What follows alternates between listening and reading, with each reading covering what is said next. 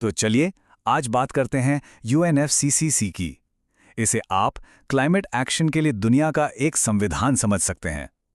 अब ये नाम सुनने में थोड़ा मुश्किल लग सकता है, पर हमारे भविष्य के लिए यह बेहद जरूरी है।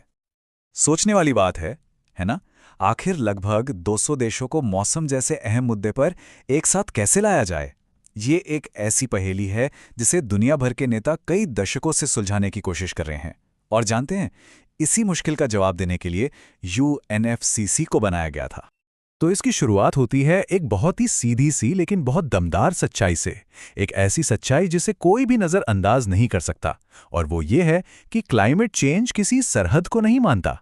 हवा, पानी, मौसम, इनके लिए किसी देश की कोई सीमा नहीं होती। देखिए, ये सब कुछ एक रात में नहीं हुआ। एक पूरा माहौल बना। सबसे पहले 1979 में वैज्ञानिकों ने खतरे की घंटी बजाई। फिर 1988 तक आईपीसीसी का गठन हुआ, इस मामले पर एक ऐसी आवाज जिस पर दुनिया भरोसा कर सकती थी। और जब 1990 में उनकी पहली रिपोर्ट आई तो सब साफ हो गया। पता चल गया कि हाँ, इंसानी गतिविधियां ही इस बदलाव का कारण हैं। बस इसी ने 1992 के उस ऐतिहासिक रियो अर्थ समिट के लिए मंच तैयार किया। और इस सब के बीच सबसे बड़ी बात क्या थी? दुनिया के देशों को यह एहसास हो गया कि इस तूफान का सामना अकेले नहीं किया जा सकता। यह समस्या किसी एक की नहीं, सबकी है। तो समाधान भी सबको मिलकर ही निकालना होगा। एक ग्लोबल समस्या के लिए एक ग्लोबल समाधान। और वही ग्लोबल समाधान बनकर सामने आया, यूएनएफसीसीसी। इसे ऐसे सोचिए, ये एक बुनियादी समझौता है, एक नियम पुस्तिका जिस पर सब देशों ने दस्तखत करके कहा, ठीक है, हम इस समस्या से मिलकर लड़ेंगे। इसका पूरा नाम है United Nations framework convention on climate change. हाँ, थोड़ा लंबा है। 1992 में इसे अपनाया गया, और इसका मकसद वो बहुत बड़ा और अहम था। मकसद था वायुमंडल में ग्रीन हाउस गैसों को एक ऐसे स्तर पर स्थिर करना जो सुरक्षित हो। बिल्कुल सरल शब्दों में कहें तो जलवायु को इतना बदलने से रोकना कि वो हमारे लिए खतरनाक बन जाए।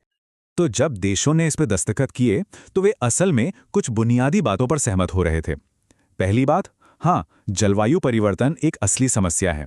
दूसरी, हाँ, इसका मुख्य कारण इंसानी गतिविधियां हैं। और तीसरी, इसे ठीक करने के लिए सबको मिलकर काम करना होगा। साथ ही सतत विकास और जो विकासशील देश हैं उनकी मदद करने का भी वादा किया गया। अच्छा, तो ये संविधान तो बन गया, पर यह कैसे पक्का किया जाए कि सब लोग इसके नियम मान रहे हैं, कि कुछ प्रगति हो भी रही है या नहीं? बस यहीं पर एंट्री होती है कॉन्फ्रेंस ऑफ द पार्टीज की, जिसे हम सब कॉप के नाम से जानते हैं। इसे आप एक बहुत बड़ी ग्लोबल सालाना पारिवारिक बैठक की तरह सोच सकते हैं। हर साल दुनिया भर के नेता एक जगह जमा होते हैं। वे आपस में बातचीत करते हैं, रिपोर्ट करते हैं कि उन्होंने क्या किया। इस पर बहस होती है कि क्या काम कर रहा है और क्या नहीं, और आगे क्या करना जरूरी है। फिर आखिर में आम सहमति से ऐसे फैसले लिए जाते हैं जो पूरी दुनिया को आगे ले जाएं। लेकिन इस ग्लोबल पारिवारिक बैठक में सबकी जिम्मेदारी बराबर नहीं है। यूएनएफसीसी एक बहुत ही अहम सिद्धांत पर काम करता है, साझा लेकिन अलग अलग जिम्मेदारियां। मतलब जिम्मेदारी सबकी है लेकिन अलग अलग।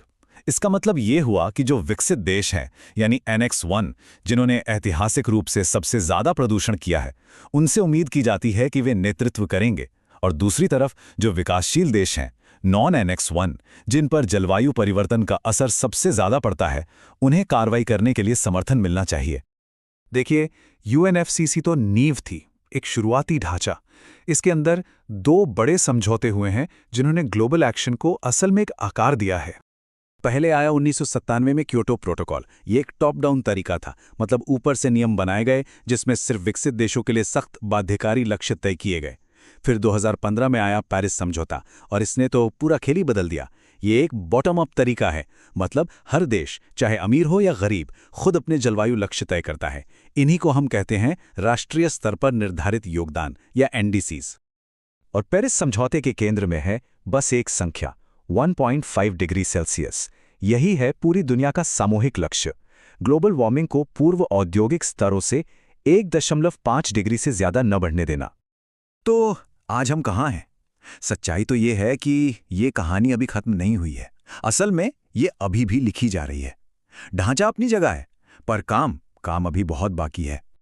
ये बात बिल्कुल सही बैठती है। देखिए, UNFCCC ने हमें क्या करना है और क्यों करना है ये तो बता दिया, लेकिन कैसे करना है और कब तक करना है इसके जवाब हम सब मिल के लिख रहे हैं।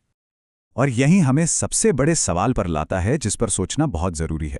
जिस दौर में UNFCCC बना था वो दुनिया आज की दुनिया से बहुत अलग थी। तो सवाल ये उठता है, क्या ये 20वीं सदी का ढांचा 21वीं सदी की इन बड़ी चुनौतियों का सामना करने के लिए काफ़ी है? क्या ये इतना मजबूत और लचीला है? ये एक ऐसा सवाल है जिसका जवाब आने वाला वक्त ही देगा और हम सब उसके हिस्से होंगे।